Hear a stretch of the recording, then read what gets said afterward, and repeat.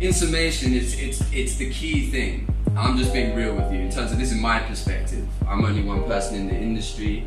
That isn't to say that your references, your CVs, your qualifications, yes, they're all very important, but the folio for me is the key thing. And when we sort of break it down, you'll see kind of why, and we start getting into the mechanics.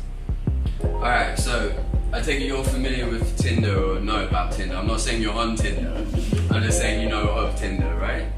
Yeah, so think of it like this, right? Swipe left, swipe right. When you make this decision, when you look at this picture on Tinder, do you know how many conscious and subconscious decisions your brain is making simultaneously? Exactly, it's roughly about 2,000.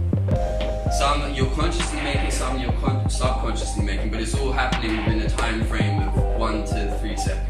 Not about half a second to about 3 seconds. So that's exactly the same mechanic that's happening with the portfolio. So as I said, our brain calculates and computes thousands of probability factors simultaneously, consciously and subconsciously, when we make a decision. So when I have your portfolio in my hands, I'm making that decision of if I'm going to engage with it, if I find it interesting, if it's going to take you to the next step. So there's thousands of decisions happening at the same time.